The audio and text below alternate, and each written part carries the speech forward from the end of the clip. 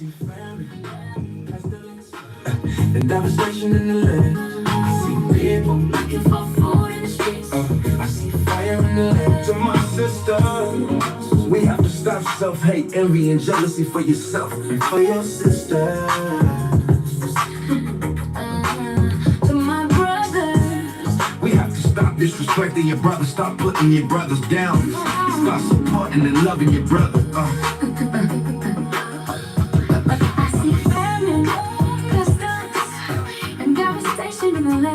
I see people looking for food in the streets. I see fire in the land. We are one love, one people, one nation. We are one love, one people, one nation. We have to come together in one love, with people, one nation, to survive the great distress in the land. We got to survive together, because I see family, pestilence, and devastation in the land. I see people looking for food in the streets. I see fire in the land. My brothers and sisters, we have to stop the jealousy. We have to stop the jealousy. Every disrespect to survive the greatest distress on the horizon. There will come a time that we have never seen in our generation. For my brothers and sisters, my brothers and sisters, we have to be one love, one people, one nation, one love, one love,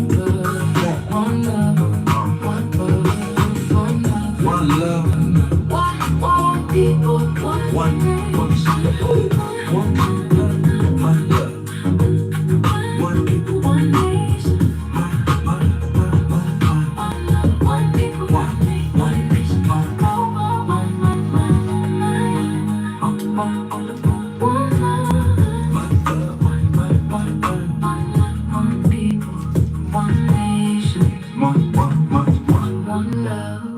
One people. Play that one more time. Play that one more time. Please.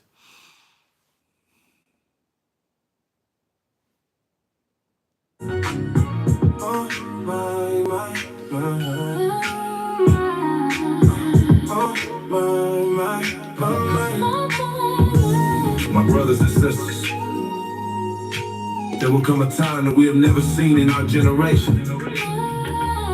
Before my brothers and sisters, my heart goes out to my people. Because what is on the horizon? I see famine, pestilence, and devastation in the land. I see people looking for food in the streets. I see fire in the land. To my sister, we have to stop self-hate, envy, and jealousy for yourself and for your sister. To my brothers, we have to stop disrespecting your brother, stop putting your brothers down, start supporting and loving your brother. I see famine, pestilence, and devastation in the land. I see people looking for food in the streets. I see fire in the land. We are one love, one people, one nation. We are one love, one people, one nation. We have to come together in one love, with people, one nation, to survive the great distress in the land. We got to survive together, because I see famine, pestilence, and devastation in the land. I see people looking for food in the streets. I see fire in the land. My brothers and sisters, we have to stop the jealousy. We have to stop the jealousy. Envy, disrespect to survive the greatest distress on the horizon. There will come a time that we have never seen in our generation. For my brothers and sisters, my brothers and sisters, we have to be one love, one people, one nation, one love, one love, one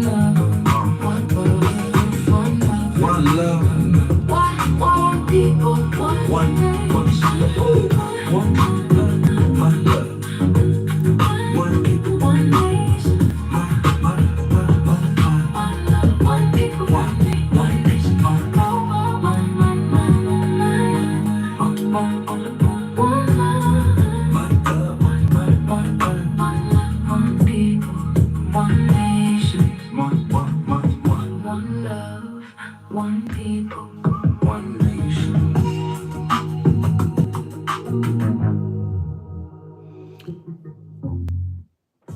Good afternoon, good afternoon, good afternoon. How's everybody doing this afternoon? Happy Sabbath day, happy Sabbath day. This is the day that the Most High have made.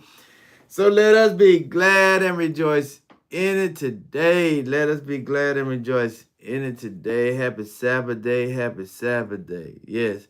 Shabbat Shalom, everybody. Shabbat Shalom. You know, I hope your week has been a great week. I hope the Most High really truly have blessed you over and abundantly with love, kindness, and peace. I hope the Most High really have truly blessed you bless you and your offsprings with wisdom and knowledge and understanding of His Word. I hope the Most High really truly have blessed you over and abundantly with love, kindness, and peace, and your offsprings with everything that your heart desired this week. I hope it really truly has blessed you. And you know, I hope you have blessed other people in the midst of it as well. Because we're going through some difficult times, and I know that I don't know, but I hope that you're able to just give a helping hand to some people sometimes about with some of the things they may need. You know, even if it's just giving a less fortunate $5 to go buying somebody some pizza and a drink or something, so they could be able to have some food on their stomachs, right? Because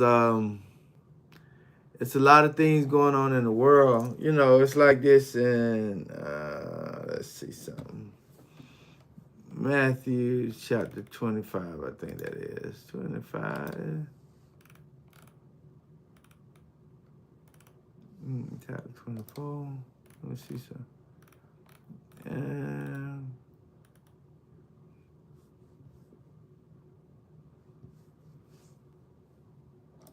Let me see something.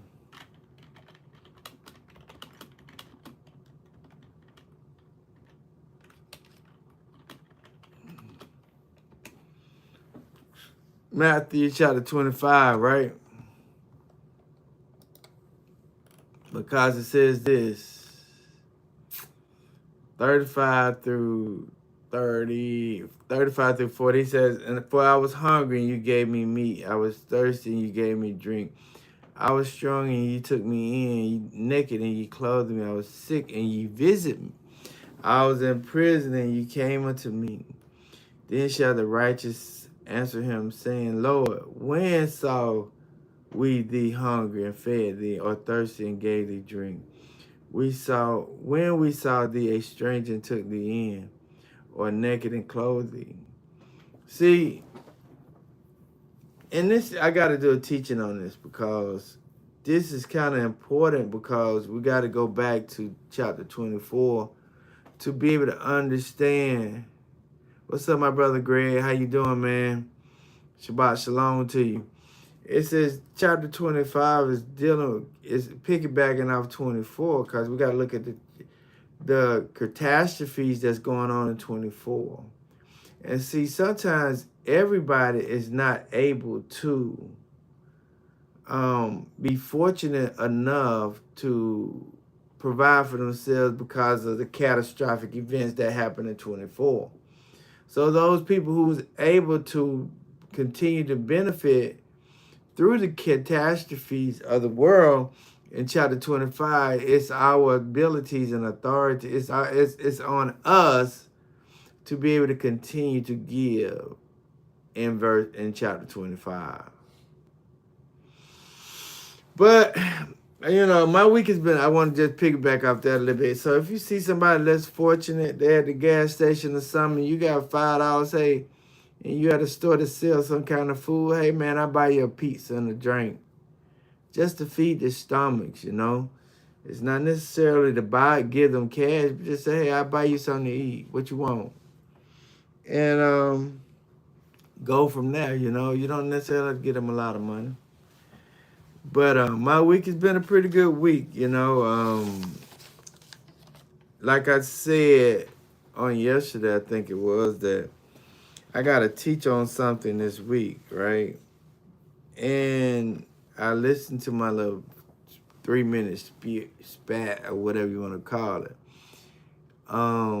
But it's all coming from this viewpoint today and what I was saying.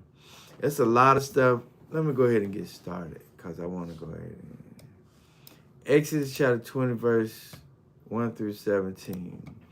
It says, and Ananias spake out these words, saying, I am Yahuwah the Ananias, which have brought thee out of the land of Egypt, out of the house of bondage. And thou shalt have no other Ananias before me, and thou shalt not make unto thee any graven image or any likeness of anything that is in the heavens above, or that is in the earth beneath, or that is in the water under the earth. Thou shalt not bow down thyself to them, nor serve them, for I, Yahuwah the Ananias, am a jealous Ananias, visiting the iniquities of the fathers upon the children unto the third and fourth generation of them that hate me, and showing mercy unto thousands of them that love me and keep my commandments. Thou shalt not take the name of Yahuwah thy Ananias in vain, for Yahuwah will not hold him guiltless that taketh his name in vain. Remember the Sabbath day to keep it holy. 6 days shalt thou work or labor thy work, but the seventh day is the Sabbath of Yahuwah thy Ananias. In it thou shalt not do any works, thou nor thy sons, nor thy daughter, thy manservants, nor thy maidservants, nor thy cattle, nor thy strangers that is within thy gates. For in 6 days Yahuwah made the heaven and earth, the sea, and all that in them is, and rested the seventh day. Wherefore if Yahuwah blessed the Sabbath day and hallowed it, honor thy fathers and thy mother, that thy days be long upon the land which Yahuwah thy Ananias giveth thee. Thou shalt not kill, thou shalt not commit adulteries, thou shalt not steal, thou shalt not bear false witness against thy neighbors, and thou shalt not cover thy neighbor's house, and thou shalt not cover thy neighbor's wife, nor his manservant, nor his maidservant, nor his ox, nor his ass, nor anything that is thy neighbor's. Okay? Let us pray. O creators of the heavens and earth, of our radiance and vibrations, soften the grounds of our beings and carve out a place, carve out a space with us where your presence can abide. Fill us with your creativity so that we may be empowered to bear fruits of our mission. Let each of our actions bear fruits in accordance with our desires within our purpose in accordance with our desires within your purpose for our life. Bestow us with the wisdom of produce and share where each being needs to grow and flourish.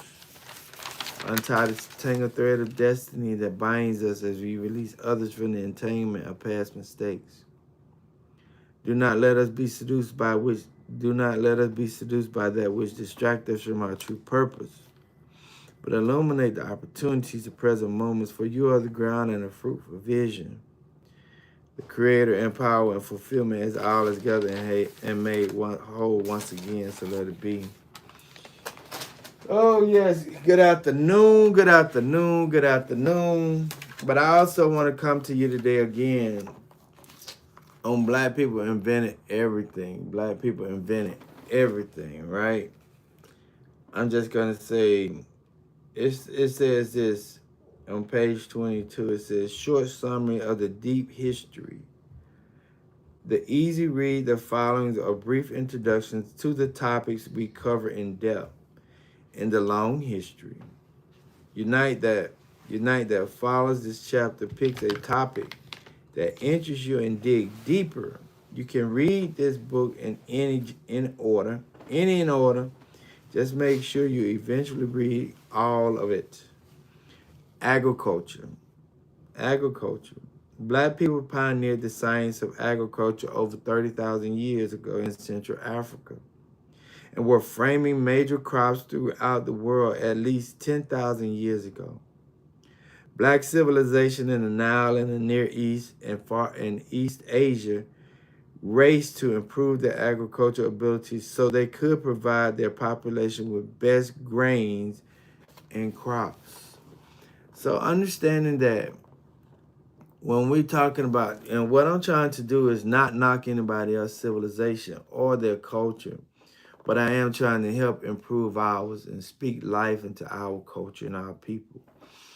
We have to realize that if we're going to believe the Bible, right, and we're going to study the Bible. And we look at the ancient text of the Bible, right? I'm going to go to Genesis chapter 1, right?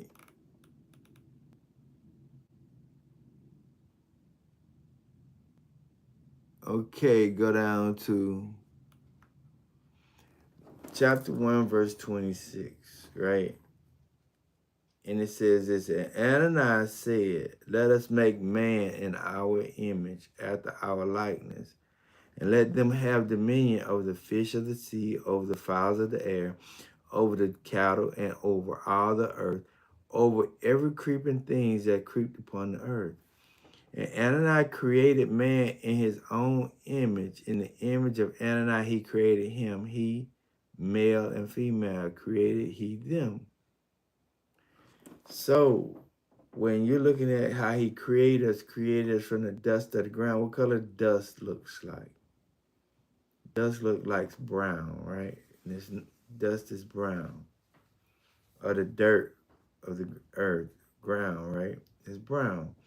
So when the Father created civilization, it was a civilization of colored people, not to knock anybody else. It was a civilization of colored people. So colored people or people with pigmentation, a melanin in their skins were here first in the world. So when we start to talk about black people in the inventions and how everything got started, it all came from people of color. So when we have been broken, we need to start finding things that can help us to mend our brokenness. And it doesn't have anything to do with anybody else. It has mainly to do with us as a people. And that's why I do this, to encourage our people, to let us know, hey, we are some powerful people. We created agriculture. We created these things. So this is about empowerment. It's not necessarily on mending the broken fence. It's not about anybody else or putting anybody else down, but it's mending the fence for our people, okay? That's why this book right here, too,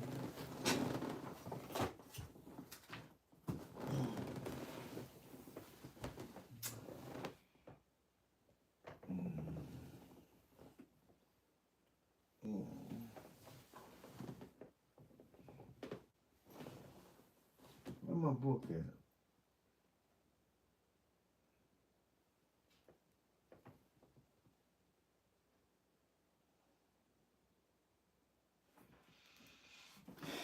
I don't know where it's at. I done misplaced it.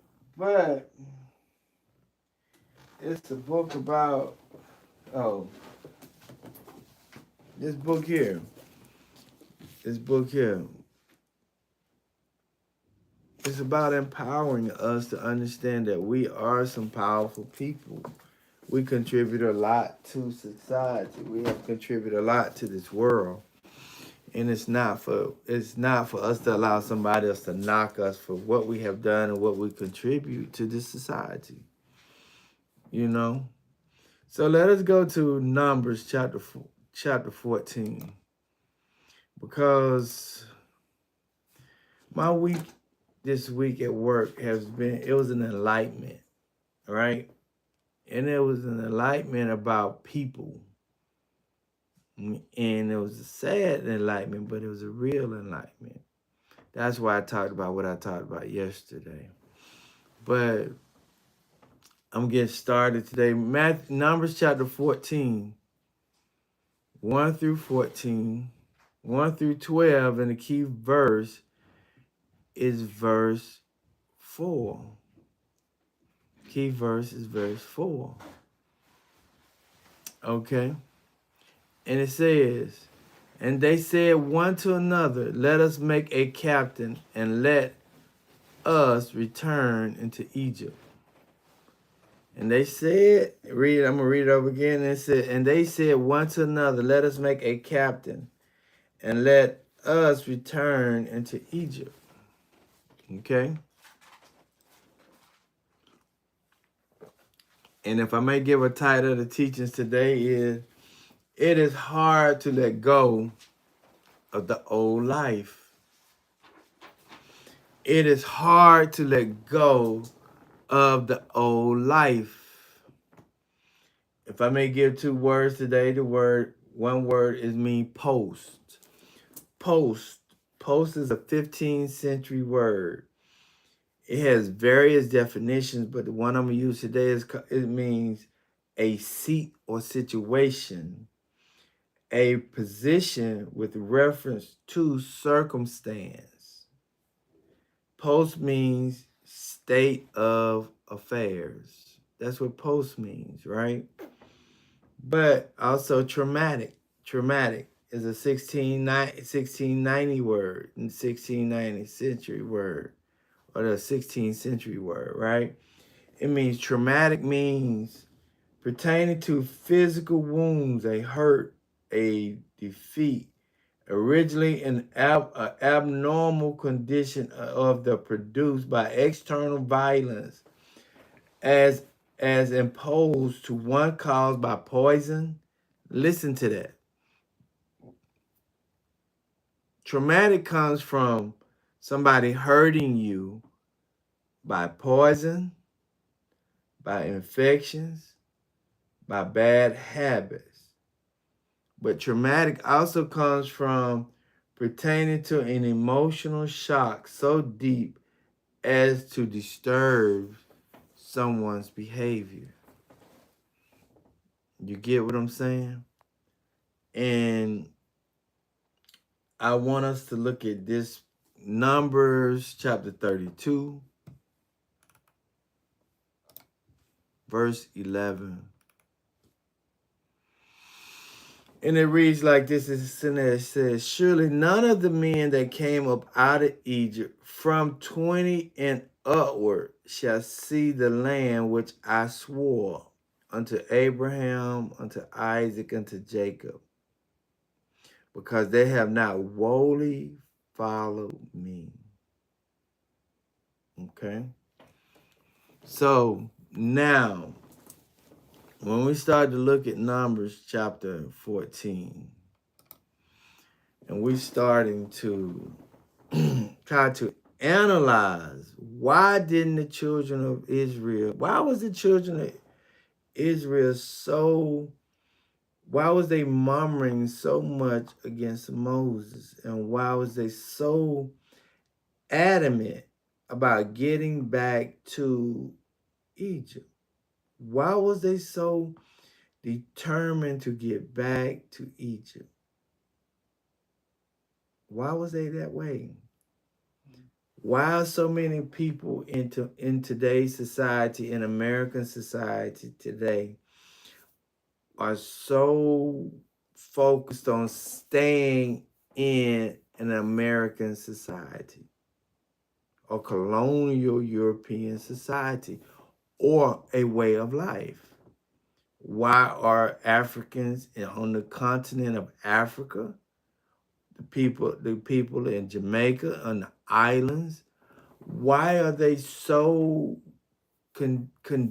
why are they so used to staying in a colonial lifestyle and mindset? Why is it so hard for them to be able to get out of this condition of the colonial mindset? Why is it so difficult to transition from one viewpoint, from one lifestyle to another lifestyle? Because it's not necessarily saying that you can't. It's not saying that you don't have it's not saying that you don't have the abilities. It's not saying that you don't even have the mental capacity to do it. It's not even saying that you don't have the resources or the finances to do it. But what have entrapped people so much where they really, it's hard to let go of their old way of lifestyle and started to do something different and new. And see, this was the difficult things for the children of Israel when they were trying to come out of Egypt. They was trying so hard. Moses was trying to do everything in his power to get the children of Israel to come out of Egypt. He got the children of Israel to come out of and the thing is too is that we have to understand what the Most High was doing in this situation. Those 10 signs of those 10 plagues in Egypt was a sign to the children of Israel that it was something greater or something more powerful in the midst of that situation. In the midst of them doing everything that they was going through, everything that was going on in the environment or in the country of Egypt at that time. There was so much other stuff going on, but the children of Israel did not look at it from a logical or sane mentality. Their mindset was not focused on a spiritual deity that was formulating or causing all these things to happen. They was just looking at as Moses was the person that was doing all these things, that was causing all these events to happen in Egypt. So that's why it was so difficult for them to be able to be set emotionally and physically free from Egypt. But you also got to look at, it's like when I did acting, right? When I was an actor, right? They said you always got to look at the backstory of the character in order to be able to understand the character. You never know why a person is the way they is if you don't do some research of the person before you make judgments. Because when we go to Exodus, right, chapter 1, verse 8, it says this right here. Now there rose up a new king over Egypt, which knew not Joseph. And he said unto his people, behold, the people of the children of Israel are more and mightier than we. Come on, let us deal wisely with them, lest they multiply. And it come to pass that when they're falling out any war, they join also unto our enemies and fight against us. Look at the mindset of Pharaoh. Look at the plans. Look at the agenda. Look at everything that Pharaoh was starting to do against the children of Israel. And the children of Israel didn't even know anything about it. Listen to that governmental system that was controlling Egypt. And listen to the mindset of Pharaoh when he's over the children of Israel, because the children of Israel thought everything was going well. But behind closed doors, Pharaoh was afraid of the children of Israel, and he was plotting to destroy them physically and emotionally and logically. And they didn't even have no ideas about it. And see, us living here in America today, we never know what's going on behind closed doors. With all this stuff coming out on Capitol Hill with Fauci. Fauci is the first one that initiated the first HIV case in 1981. Fauci has been behind the scenes studying immunology, meaning the system of studying the immune system, how to enhance it or how to destroy it. HIV destroys the immune system. COVID destroys the immune system. But we never know what was actually going on behind the scenes, because the simple fact is they was presenting everything if it's all good, when in actuality it was a detriment to the people. So now let's look at Exodus chapter 1 verse 10 again. It says, come on, let us deal wisely with them, lest they multiply. And it comes to pass that when they're falling out in a war, they join also unto our enemies and fight against us. So get them up out of the land. Therefore, they did set over them taskmasters to afflict them with their burdens, and they built for Pharaoh treasures, cities, and Pithom and Ramses. So, understanding that the children of Israel had to go through some mental and physical abuse during the processes of them going through that affliction. I want to read you a little bit. Right? This book that I bought. It calls Post-Traumatic Slave Syndrome. Okay? Post-Traumatic Slave Syndrome. Okay? It says, in the 16th century, the beginning of African enslavement in the Americas until the ratification of the 13th Amendment and emancipation in 1865. Listen to this, and I want you to understand what traumatic means. A traumatic means pertaining to physical wounds, a hurt, a defeat, originally in an abnormal condition of the product by external violence. So traumatism comes from, or traumatic experiences come from external violence, right? As opposed to one caused by poison. Understand that external forces that it comes by defeat or hurt, which is also caused by poison, comes by infections, comes by bad habits. It also pertains to an emotional shock so deep as to disturb someone's behavior.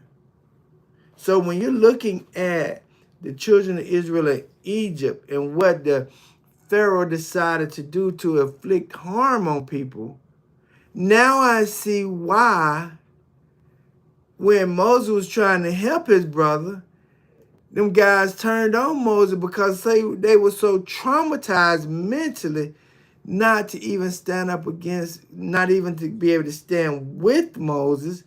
They were so traumatized and so wanted to be on Pharaoh's side, they turned against Moses.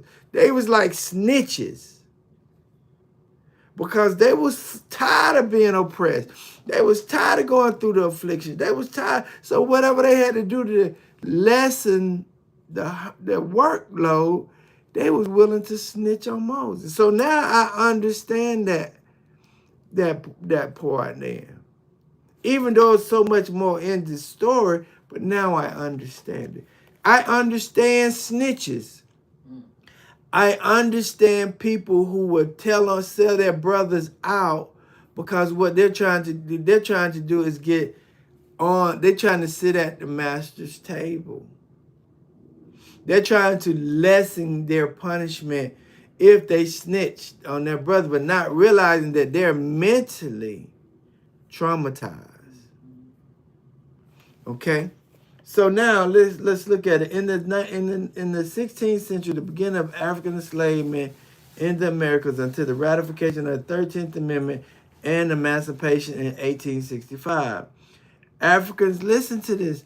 Black people in America was hunted like animals, captured, sold, tortured, and raped, and even given to animals to eat, alligator bait.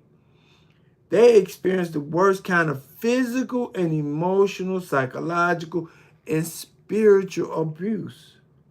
Given such history, isn't it likely that many of the enslaved were severely traumatized, and did the trauma and the effects of such horrific abuse end with the abolishment of slavery. The emancipation was followed by 100 more years of institutional subjugation through the enactment of black codes, Jim Crow laws, pillarage, convict leasing, domestic terrorism like police abuse, and lynchings. Today, the violence continues when combined with the crimes of past. They result in yet unmeasured injuries, physically and mentally. What do repeat trauma endure generation after generation by people produce? What impact have these ordeals have on African Americans today? So we got to understand that we as African American people, black people in America, Hebrew people in America, has been severely traumatized, which is no different than the people in Egypt. The same experiences that the children of Israel did in Egypt is the same experiences that we went through here in America. But also, let me tell you with this right here, right? Okay, trauma bond. In the midst of going through traumatization, right?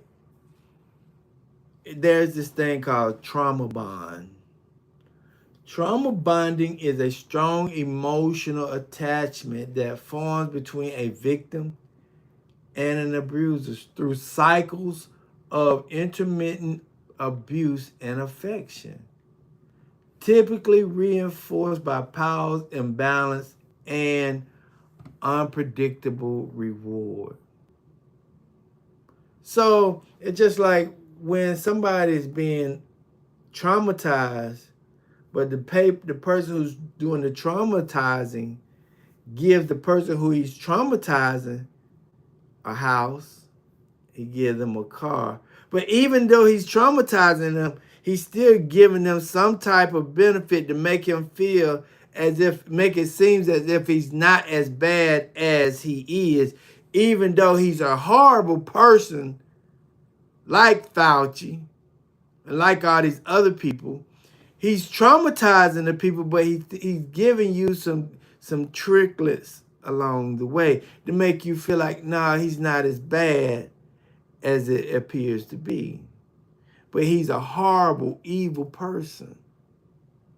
Okay, because it says trauma, what does trauma bonding means? A trauma bond develops when one person intermittently harass, threaten, abuse, or intimidate another, creating powerful emotional ties. See, the reason why the children of Israel it was so hard for them to leave Egypt is because they was emotionally connected to Egypt. They was traumatized by Egypt, but they had the lifestyle and the luxury of Egypt that they was connected to. See, that's a difficult thing. Even though I know I'm being abused in Egypt, it's hard for me to let Egypt go because I got some trinklings that keeps me here. And see, that's a mental note. That's a mental capacity to say, yes, I hate Egypt, but I love Egypt. I hate Egypt because the simple fact is I get shot in the streets every day and they kill me and they lock me up and they put me in jail and they sentence me to jail for crimes that I didn't commit. But I like Egypt because I have the luxuries of going to the store, buying the cars that I have, buying the house that I want, and all these other things. But even though that is an intentionally divine setup to keep you enslaved to the jobs that they have created for us.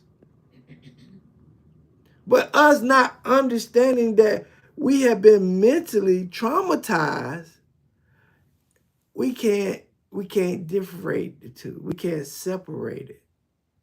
So when we're looking at the children of Israel, it's no different than us being here in America. We still going through I think we're going through DNA warfare here in America when they was going through physical warfare in Egypt. So so it also says this. The core definition of trauma bond develops when one person intimately harassed, threatened, listen to that, harass, threaten, abuse, and intimidate, creating power emotional ties. The mechanisms, the abuser alternate cruelty with affections or calm, creating intimate reinforcement that strengthen the victim's attachment and making leaving difficult. See, they was treated horribly, but they had the luxuries of going to the pots and being able to get the things that they want. Looking at the conveniences, overlooking the abuse. See, we here in America, we look over the abuse because we got the conveniences of luxury. That's why it's so difficult for people to leave, because they like the luxuries. And the luxuries is an entrapment. It's a tool. It's a trap. It's like putting cheese on a rat trap. See, the rat ain't looking at the trap. He's looking at the cheese. Not realizing that when he put his mouth on the cheese, the trap break his neck. And see, that's what we hear here in Egypt, and that's where it was in America. Because our mind is so focused on trying to receive the appetite that was presented. No, our mind is so focused on the appetite that was presented on the trap, and not looking at the trap before we look at the appetite. And because we never look at the trap, that's why our neck always get broke. Because they know how to be able to set you up to fail.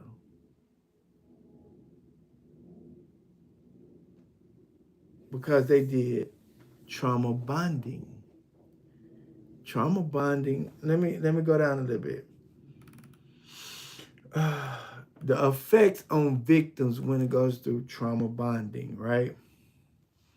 Trauma bonding causes people to have, it says, difficult leaving the relationship.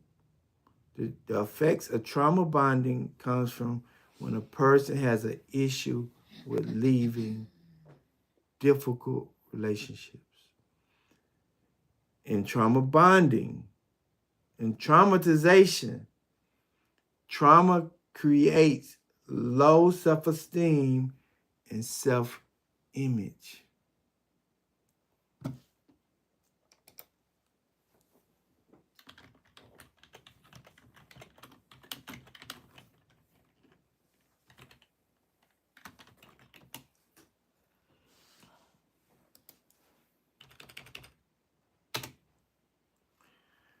Listen to this. When you call yourself black,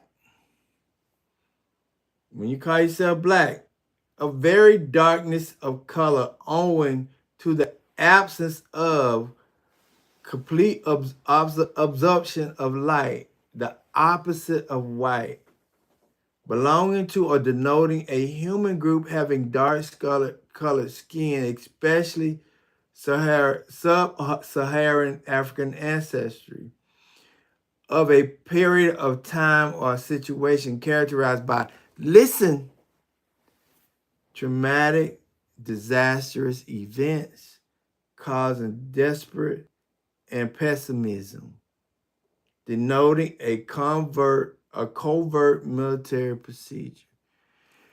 The color black is always identified as negative.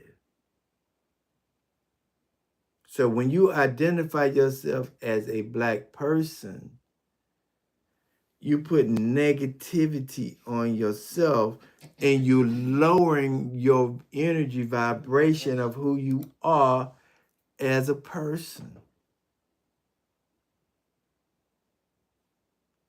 So if you identify yourself as a Hebrew Israelite, you're not associating yourself with negativity because the Hebrew Israelites are the chosen people of the book.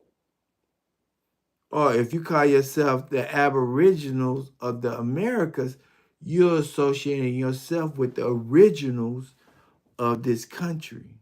But as soon as you associate yourself with black, you're associating yourself with negativity. So now, also the effects of trauma bonding is depression or mental health issues. Okay?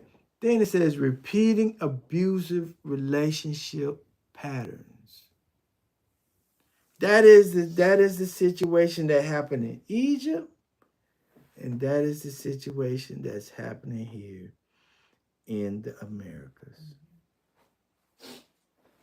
And we wonder why we sometimes we when we look at the story of we look at the book of Numbers chapter 14, we only looking at the story from that present moment.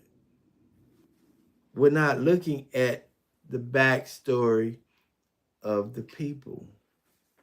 Even when all these people like Indians and Chinese people come over here to Americas, the Arabs come over here to America. The Arab slave trade was no different. The Arab slave trade lasted 1,300 years. The Arab slave trade forced people to convert to Islam. They forced them to be servants. They cut the genitals off. They made them eunuchs. They made them household servants. The Arab slave trade that happened over there in the Far East is no different or even worse than the Atlantic slave trade. Both of them was benefiting off slaves. But also when they was benefiting off slaves, they was traumatizing the people who they had for enslavement. So when you look at the Africans, and when the Africans come over here, they're just trying to have a seat at the master's table. So whatever they got to do to sit at the master's table, if it's to sell the black Americans, if they're here to sell the Native American, the Hebrew Israelites out, they'll sell them out to sit at the master's table because they're also traumatized mentally. They're not functioning in a natural state because they've been traumatized for over 1,300 years. They have been captured. They have been enslaved. They have been went through a lot of stuff, difficulties for over 1,300 years of an Africa. And they still going through it now through Libya and Saudi Arabia and all those other Yemen and even in all the Palestine. They still going through the mental slavery. So they're mentally traumatized too. So they have created trauma bonding with the people who's dominating them. They're just trying to get out of the hellhole by any means necessary. So now when you look at the story of people in Egypt and you wonder why they want to go back to Egypt, it's because they was mentally traumatized. Now when you hear, okay,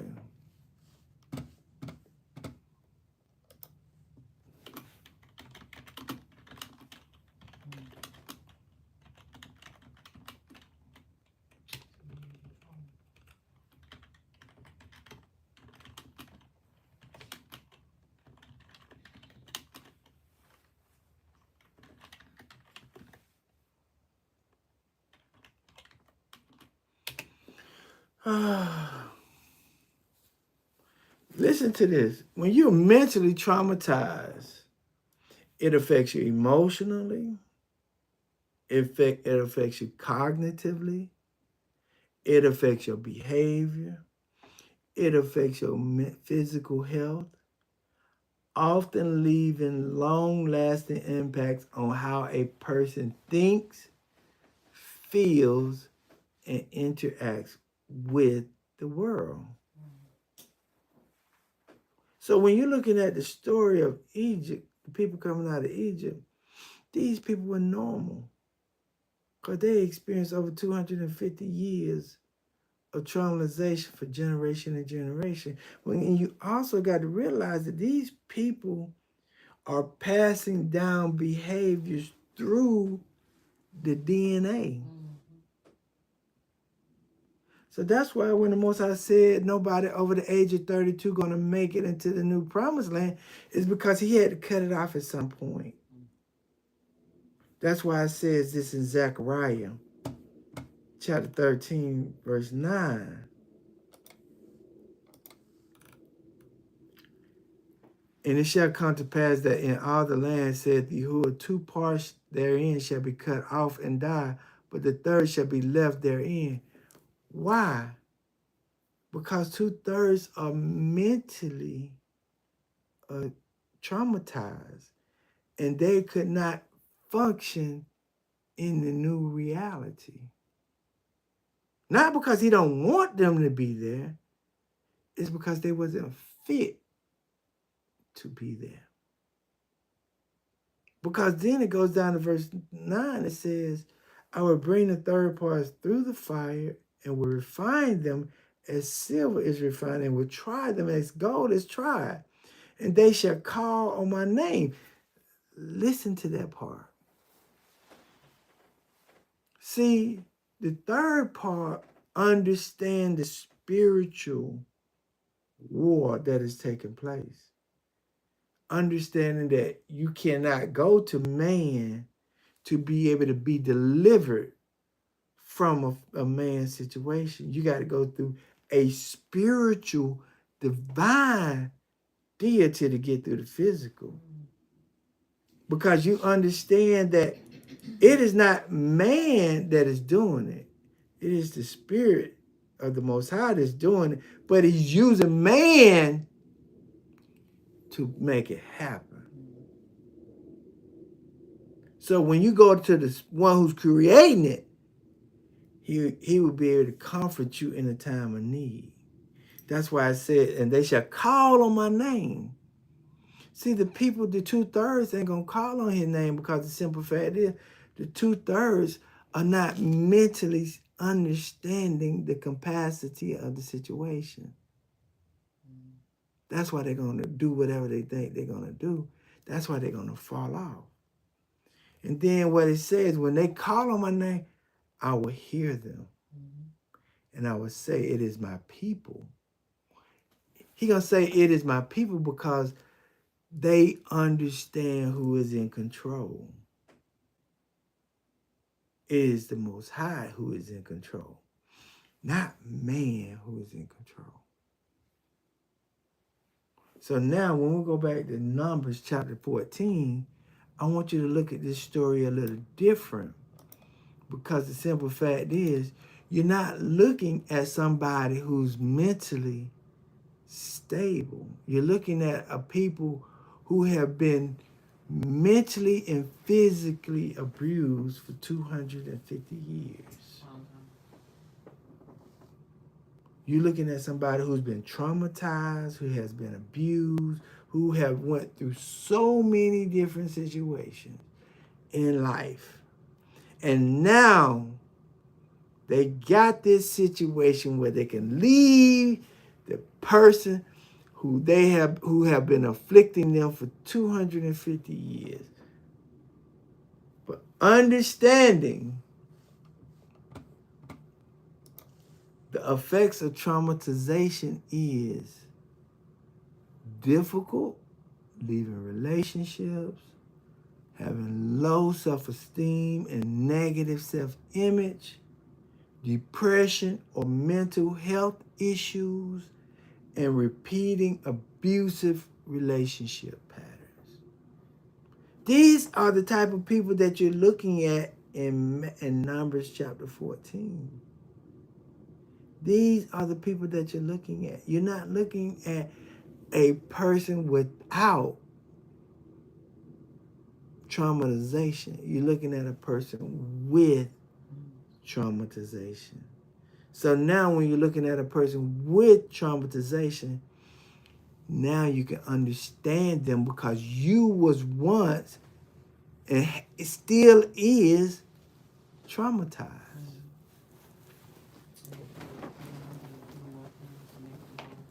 And it says, all the congregation lifted up their voice and cried, and the people wept that night. When we're talking about a nation of people who just left, over 1 million to 400,000 to 500,000 people that just left Egypt.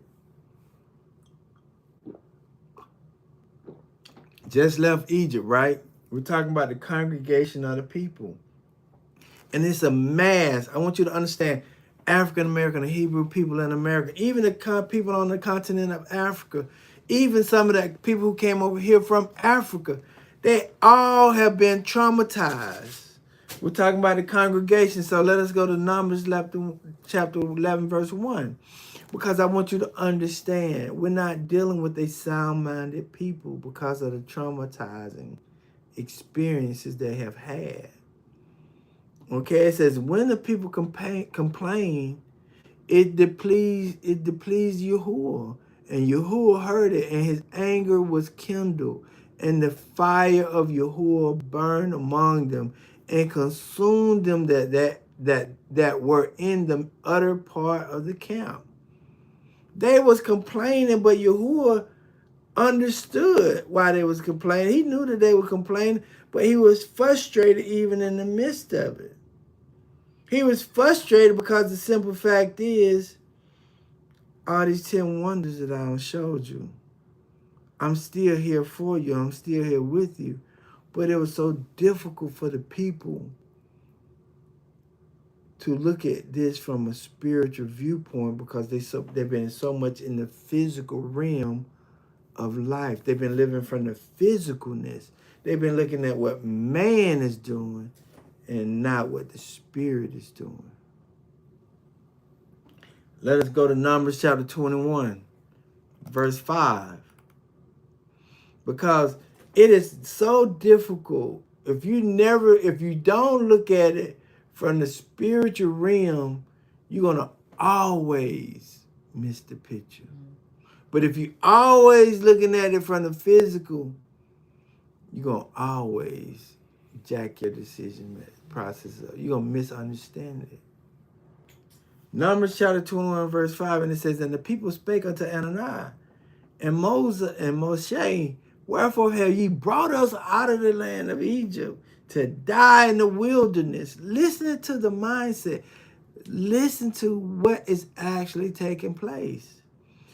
For there is no bread, neither is there any water. Our soul lotheth this light bread. See,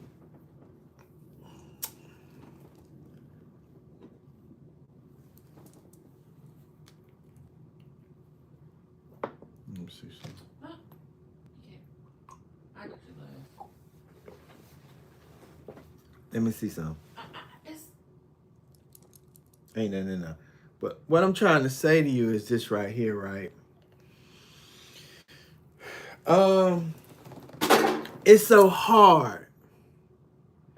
It is so hard to clean the spirit. I'll show you something. It is so hard to clean all that junk in you. It's just like if you've been eating for a whole week and haven't used the bathroom, do you know how long it's going to take you to get all that stuff out your system? So do you think all the traumatization that we don't experience for all these 400 years, how long do you think, how long do you think it's going to take to get all that traumatization out of your mind? Just put a little bit in the hole. I'm trying to do something. In this one? Right here. Okay. Just put 2 drops. You can't see it. You can't see it. So it's going to take a long time to get all that traumatization out of the spirit. So now we understand that, yeah, it might have took them 7 years to come out of Egypt, But the simple fact is, they was in Egypt for 250 years. Damn. Enslavement. So it's difficult. That's why they was complaining, because they were so used to all this stuff. They was traumatized people. They was victims of oppression. They was beaten to build, and they was deleted to kill, to build all these things. You're not dealing with normal people. Okay, let us go to Psalm 78 and 78. Psalm 78 and 19. So when we look at our people right here in Americas, right, and they want to sit at the table of the master's table, you got, and you just trying to come and do your job and do your purpose, but you got some people around you that want to continue to have a seat at the master's table. You got to look at it as these people are traumatized, and they got some trauma bonding going on. These people are traumatized, and they got some trauma bonding going on. They want to stay close to their oppressor, because that's what have happened in the past. That's why they want to go back so much. Psalm 78 and 19, it says, yea, they spake against Ananias. They said, can Ananias furnish a table in the wilderness? See, when we have been traumatized so much, we don't believe in the spiritual realm. We only believe in the physical. So once we stop believing in the spiritual and only believe in the physical, we're going to depend more on man than on the Most High. And that's what these people was going through mentally. It was a mentally state of mind. Okay, so let us go back to Numbers chapter 14, verse 2. Because it says this in verse 1, it says, all the congregation lifted up their voice and cried, and the people wept that night, and all the children of Israel murmured against Moses and against Aaron, and the whole congregation said unto them, would Ananias that we had died in the land of Egypt, or would Ananias we had died in this wilderness? Wherefore had Yahuwah brought us into this land to fall by the sword, that our wives and our children should be a prey? Were it not better for us to return into Egypt? See, they were so quick to want to live in Egypt. And they rather continue to be oppressed. They rather continue to live in bondage just to have the luxuries of certain stuff. They rather do all they can do just to have the luxuries of certain stuff in Egypt. Then it says, and they said one to another, let us make a captive and let us return into Egypt.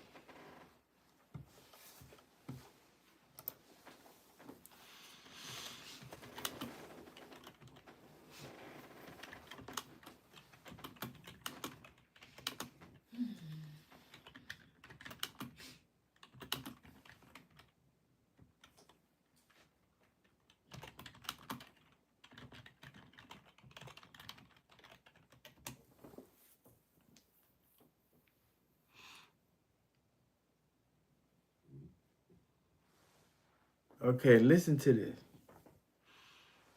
See, you also got to understand that it's a relationship that the people have built in Egypt, because they helped build Egypt. So because they helped build Egypt, they have some connections to Egypt, and they feel like Egypt is their home too. Listen to that. As Egypt is their home too. So I just Googled, how hard is it to live in an abusive relationship?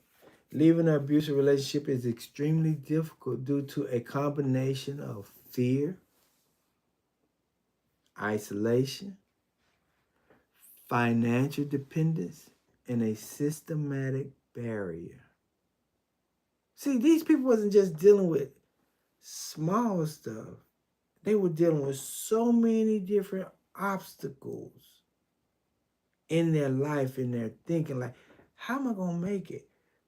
What I'm gonna eat? I'm afraid. I don't even know the future. At least I know here in America I can get up and go to work and get a job. At least I got a job. At least I got a house. At least I know where my food coming from. But now the Most High is taking these people to a place that they've never been before. And now they got to depend solely on something they don't even know nothing about. They just knew how to pray, but they didn't know nothing else. They didn't know nothing about the Most High.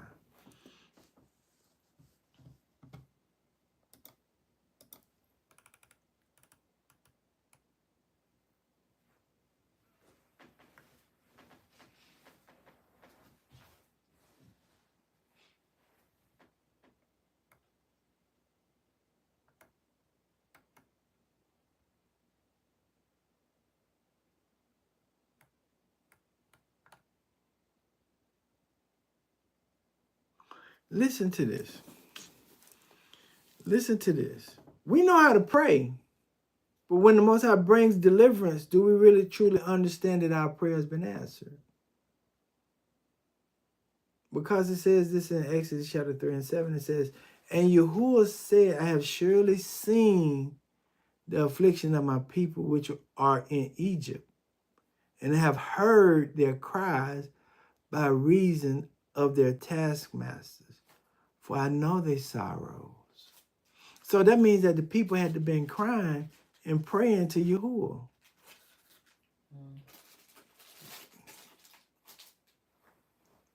They've been crying out to Yahuwah. So they knew how to pray, but did they really truly believe that the Most High really cared about them? That he really cared about them?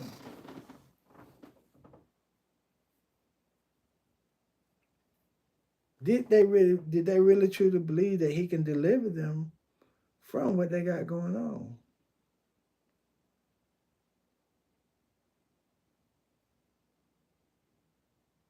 No, they didn't.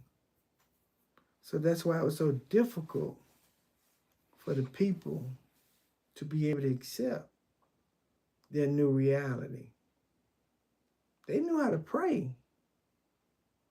But when the Most High do something so extraordinary, did they believe it was the Most High that was doing it, or did they think it was Moses?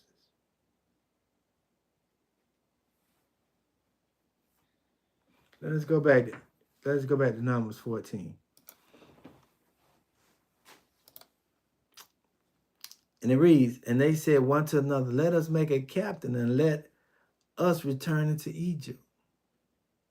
Why? Because they was afraid, they was isolated, they financially depended on Egypt. And the systematically barriers that they had going on in Egypt.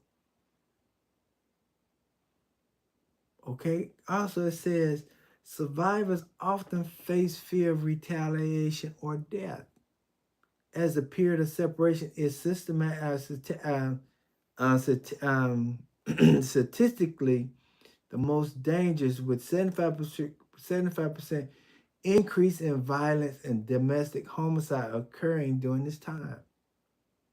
Many victims experience emotional manipulation. Listen to this. Emotional manipulation, including threats to harm children, pets, and loved ones, and may feel guilty or responsible for the abusive behavior. See, here in America, we get blamed for how the police act. If you just comply, well, we comply all the time. You still do that. If you just did this, it wouldn't happen. If you just did that, it wouldn't happen. If you just did this, it would never happen. They're blaming the victim for their behaviors.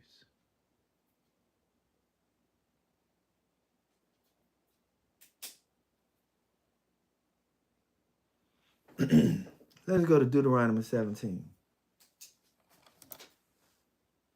Deuteronomy 17 and 16.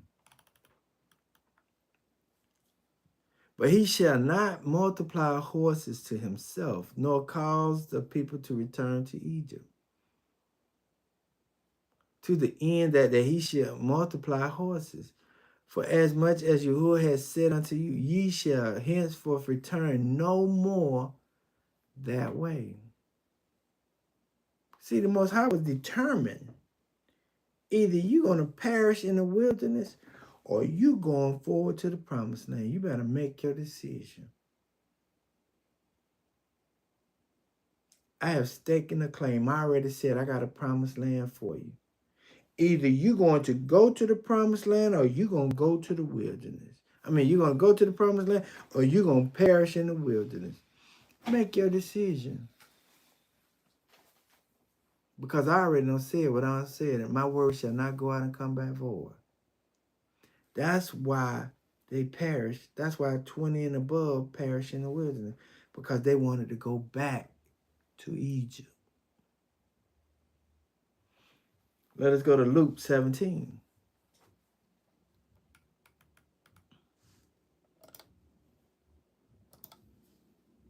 Go to verse 32.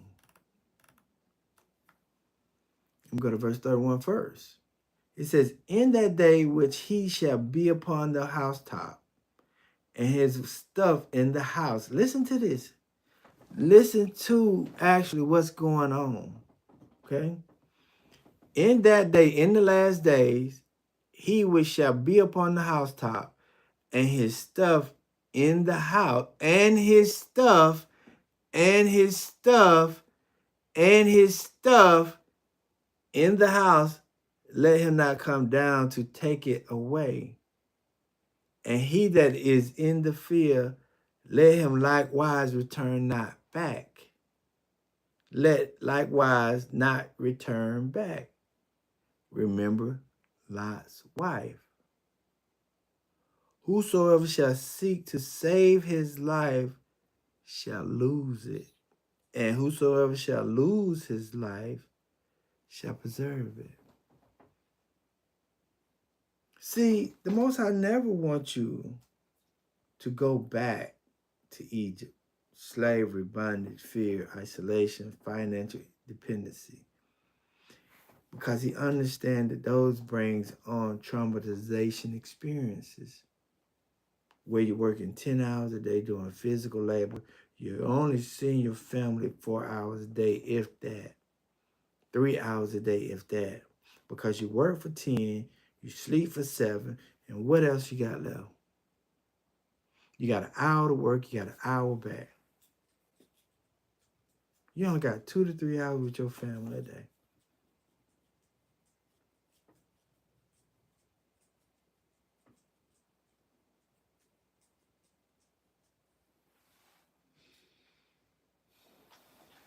He don't want you to go back to that lifestyle. That's why he told them, don't look back, Lot. Because I don't want you to get used to that type of lifestyle. I don't want you to take that with you. That's why she perished. Because she wanted to remember that all well life. And he telling you, I don't want you to remember Egypt. I don't want you to remember that world. I don't want you to remember that way of life. Let's go to 2 Peter.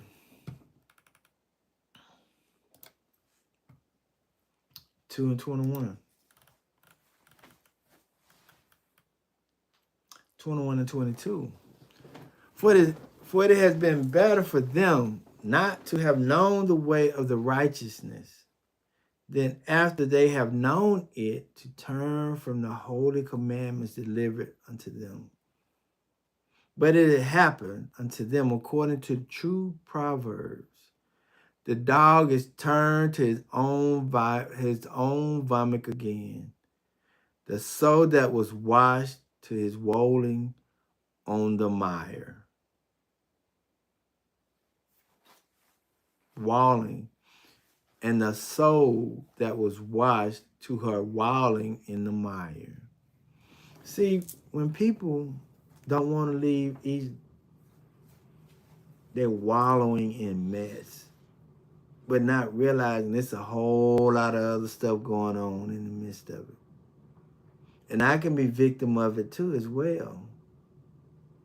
I can be a victim of it. I'm not saying I'm not a victim of it. Everybody been traumatized here. Everybody has traumatization. Everybody been trauma bonding because they want to lessen the traumatizing.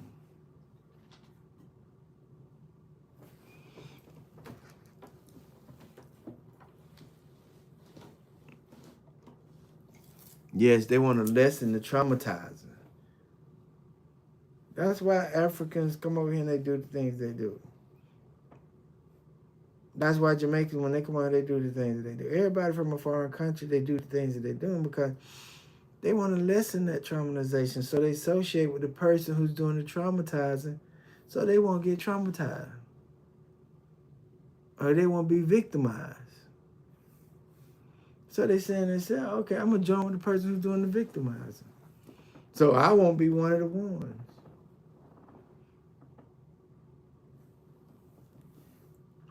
Let's go back to Numbers 14.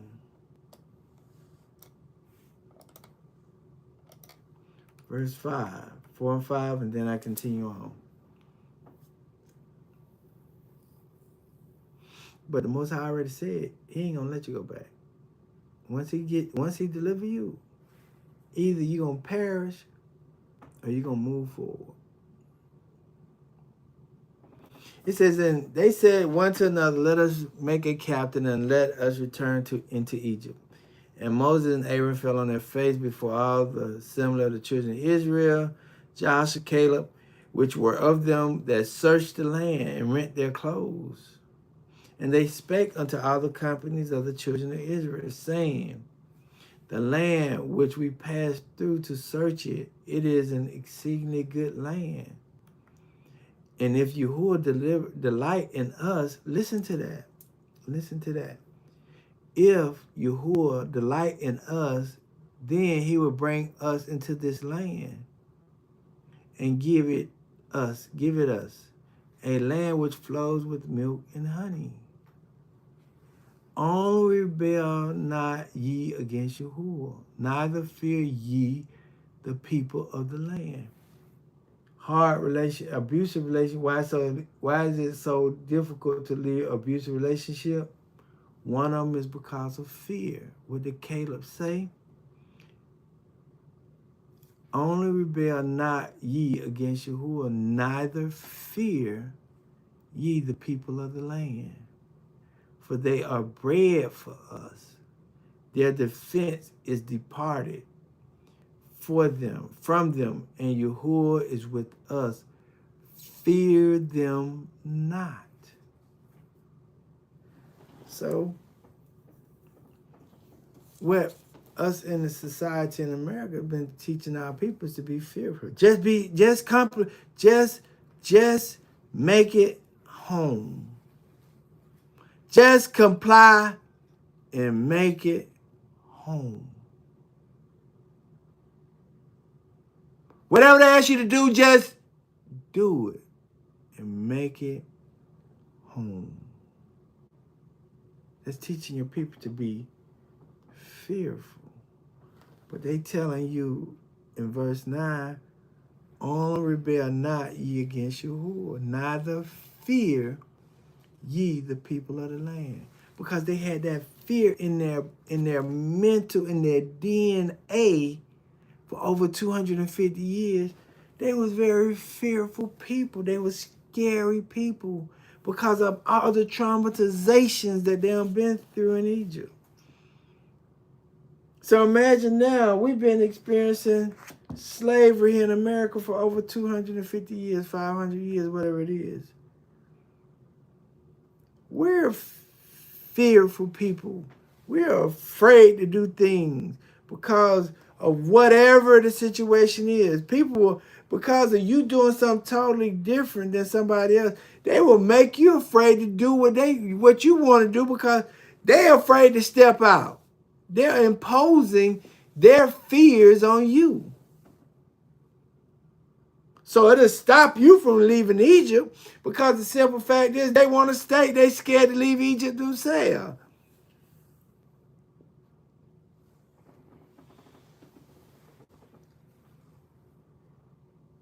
It said, but all the congregation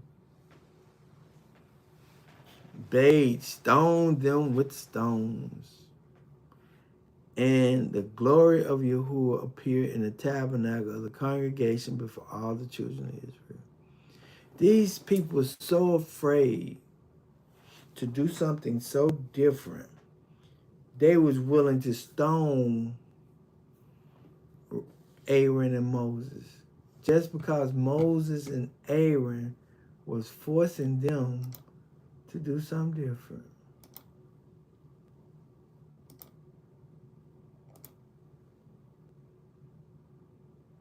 Because somebody is forcing or pushing you to do something different than what your normal lifestyle is, you're willing to stone them to death. What is the effects of trauma bonding? Difficult leaving relationships, low self-esteem and negative self-image, depression or mental health issues. Listen to this part. Repeating abusive relationships patterns. Mm-hmm.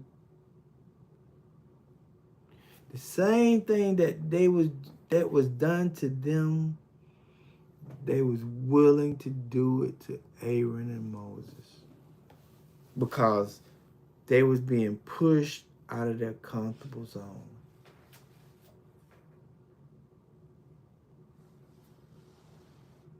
That's all it was. Moses was making them do something that they didn't really want to do, but they know they needed to do it.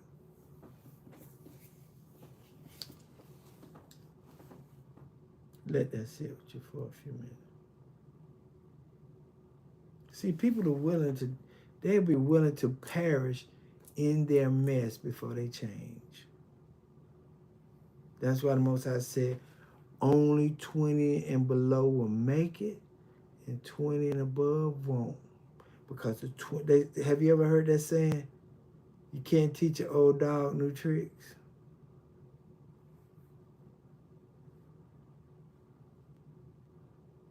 You can't teach an old dog new tricks. So that's why the Most High said, I'd rather let you perish here in the wilderness before I take you to the promised land.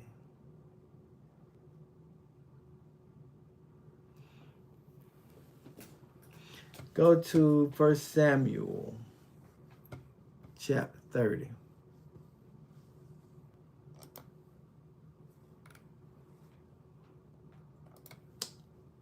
Verse 6.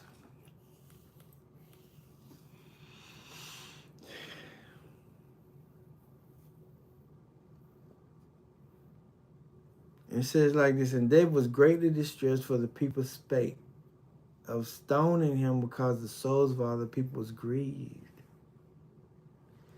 Listen to this. Listen to that again. David was greatly distressed, for the people spake of stoning him.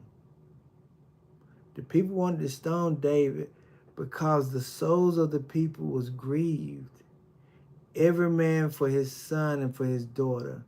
But David encouraged himself in Yahuwah his Ananiah. See, when people are feeling uncomfortable, but they have been mentally abused and they've been mentally whatever,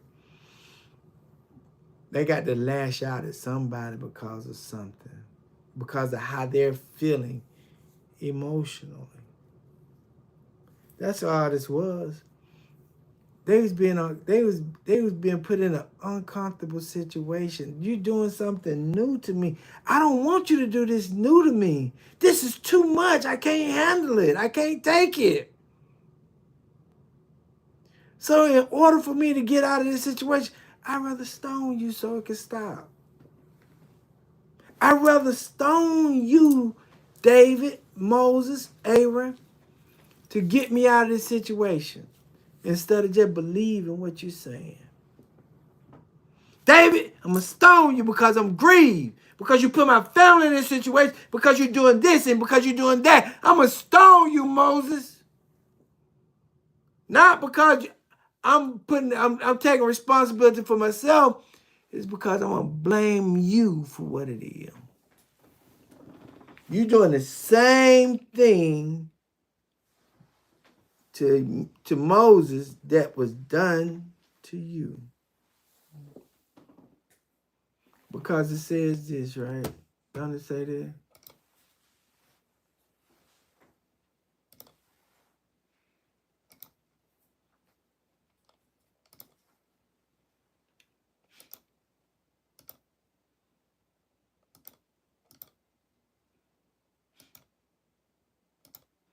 Because it says this.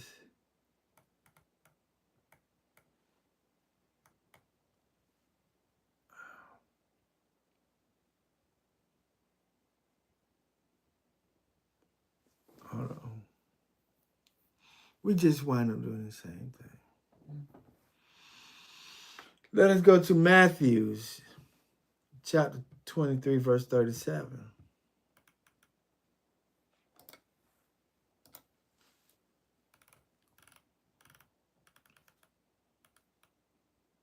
It says, O Jerusalem, Jerusalem, thou that killest the prophet and stoned them which are sent unto thee.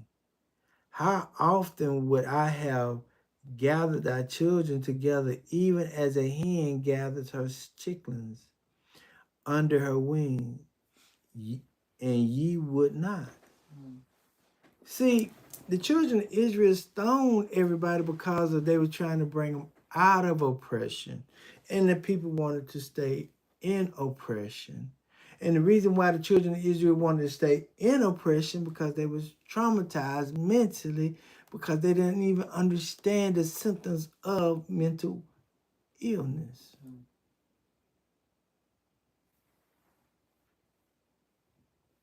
So the people was mentally ill, experiencing life, and that's why they stoned them because they wanted to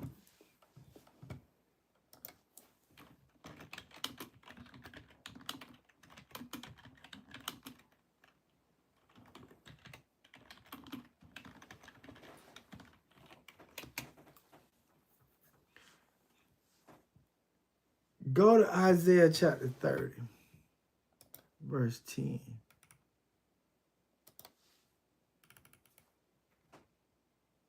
See, when people are mentally ill, right? Or they got some illnesses going on, right? They don't want to be told the truth because the simple fact is it makes them look at themselves. It makes them understand certain things. It makes them go inwardly, right? But when you have Isaiah chapter 30, verse 10, it says, which say to the seers, see not what I do.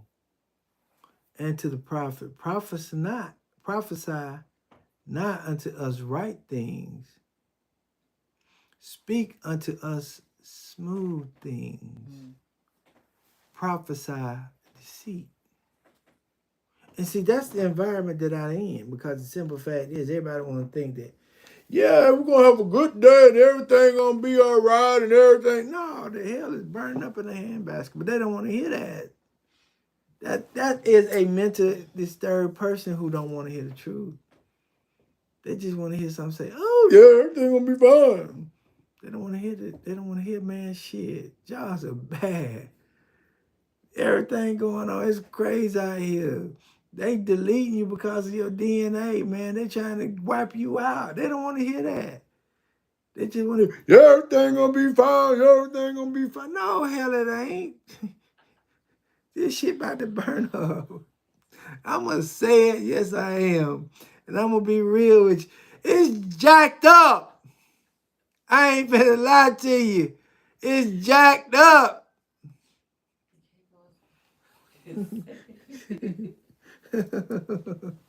I ain't finna be no smooth sail to you because I don't want the blood on my hand. That's right.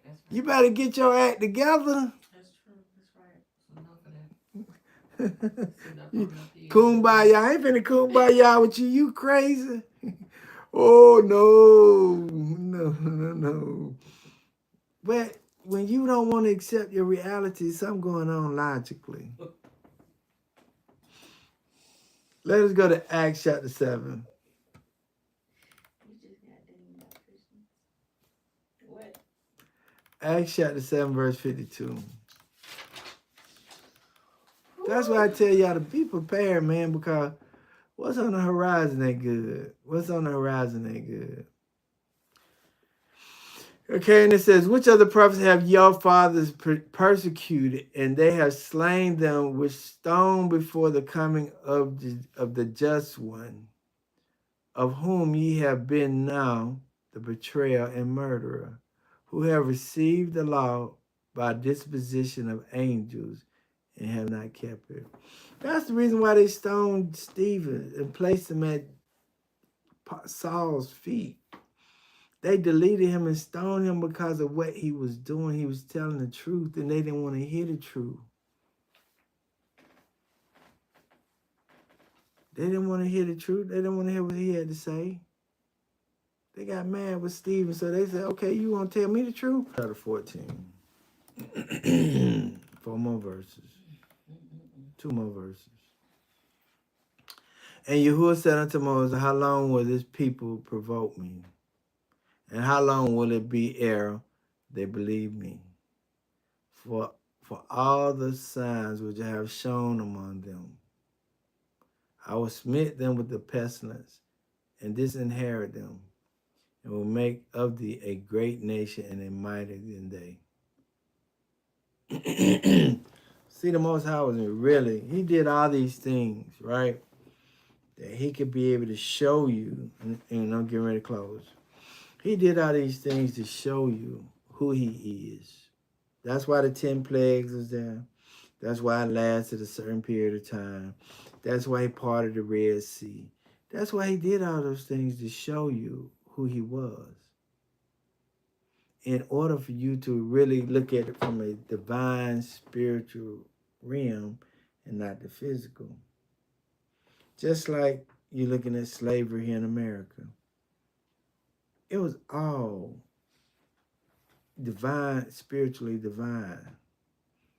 It didn't have nothing to do with man. The Most High was moving in the midst of that.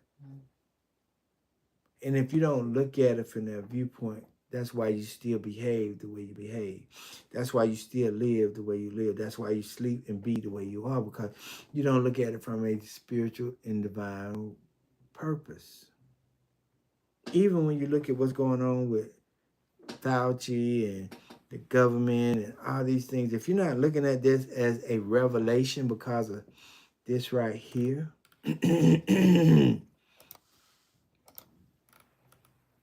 Ephesians 6 and 12, for it says, we wrestle not against flesh and blood, but against principalities, against powers, against government ruler of the darkness of this world, against spiritual wickedness in high places.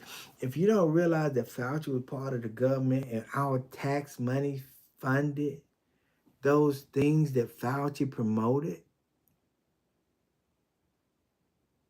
you don't get it.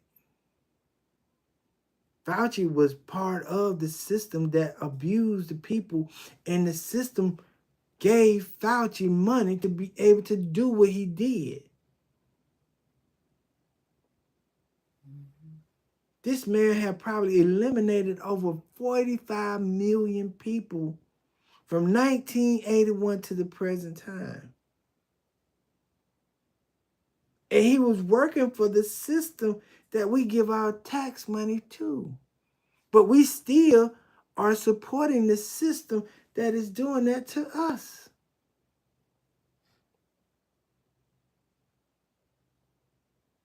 It's like feeding your abuser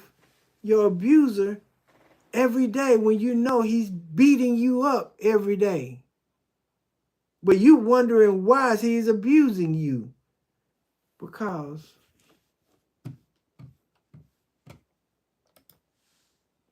leaving an abusive relationship is extremely difficult due to a combination of fear, isolation, financial dependency, and a systematic barrier. This man have did all this stuff and working for the system who we pay our taxes to. And this system helped create this thing that eliminated over 15 million people. And they look at it as human capital.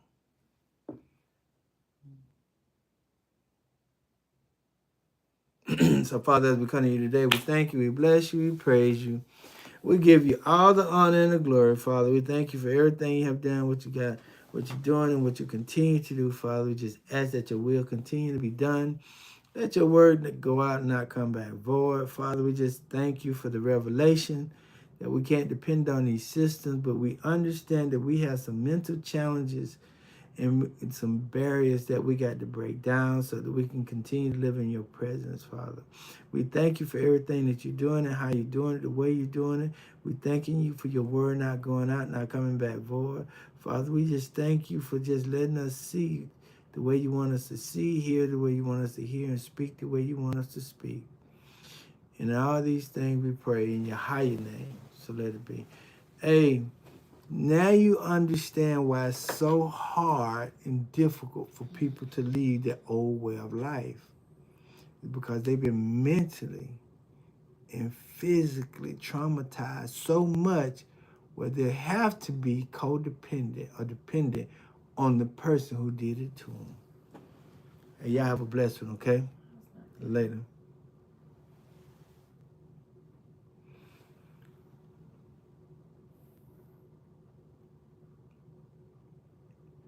Are you gonna play it? Just play something.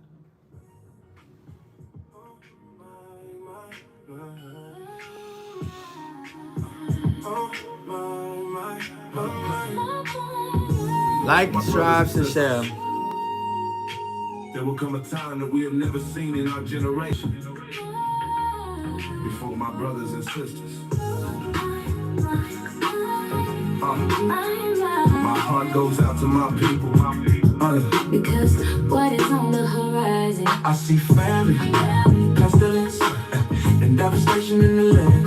I see people looking for food in the streets. I see fire in the land. To my sisters, we have to stop self-hate, envy, and jealousy for yourself and for your sisters. To my brothers, we have to stop disrespecting your brother, stop putting your brothers down, and start supporting and loving your brother. I see famine, pestilence, and devastation in the land. I see people looking for food in the streets. I see fire in the land. We are one love, one people, one nation. We are one love, One people, one nation. We have to come together and one love, one people, one nation, to survive the great distress in the land. We got to survive together. Because I see famine, pestilence, and devastation in the land. I see people looking for food in the streets. I see fire in the land. My brothers and sisters, we have to stop the jealousy. We have to stop the jealousy and make disrespect to survive the greatest distress. On the horizon. There will come a time that we have never seen in our generation. But for my brothers and sisters, My brother and sister, we have to be one love, one people, one nation. why should One love, one love, one love, one love, one love, one love, one people, one nation. one love, one people, One nation. One people, one nation.